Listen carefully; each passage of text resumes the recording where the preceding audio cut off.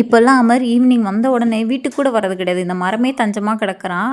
ஆமாங்க. இது நவாப்பழ மரம். இப்போ சீசன் டைம்ங்கிறனால மரம் ஃபுல்லாவே பழமா தான் இருக்கு. இந்த மரம் இப்போ தான் ஃபர்ஸ்ட் டைம் பழம் வைக்கிது. நிவியும் வந்து இதுதான் ஃபர்ஸ்ட் டைம் வந்து நவாப்பழம் சாப்பிட்றது. சாப்பிட்டதுலேருந்து அவனுக்கு ரொம்ப பிடிச்சிருச்சு போல. எப்போ பாரு கைய காமிச்சு காமிச்சு இந்த பழம் வேணும்னு கேட்டுட்டே இருப்பான். நானும் பறிச்சு குடுத்துட்டு பக்கத்துலேருந்து பார்த்துட்டே இருப்பேன். அவன் ஃபுல்லா சாப்பிட்டுட்டு கொட்டைய என் கையில தந்துட்டு போயிருவான். இந்த மரத்துக்கு கீழயே எங்களுக்கு ஈவினிங் வந்துட்டு முக்கால்வாசி நேரம் போயிடும். அதுக்கப்புறம் வீட்டுக்குள்ளே வந்து சாமியெல்லாம் கும்பிட்டோம். கும்பிட்டுட்டு கொஞ்ச நேரம் உட்காந்துருந்தேன். எனக்கு ரொம்ப ஹெட்டேக்காக இருந்துச்சுன்னு சொல்லி அமர் எனக்கு சூடாக டீ போட்டு குடுத்தான். டீ குடிச்சிட்டே பேசிகிட்டு இருந்தேன். இப்போலாம் நான் செல்ஃப் கேரே பண்ணுறதே இல்லைடா. 2 வருஷத்துக்கு மேலே ஆச்சு. தம்பி எப்போ கன்சீவ் ஆனேனோ அப்போ இருந்து என்னை கேர் பண்ணிக்கிறதே இல்லை அப்படின்னு சொல்லி புலம்பிகிட்டே இருந்தேன்.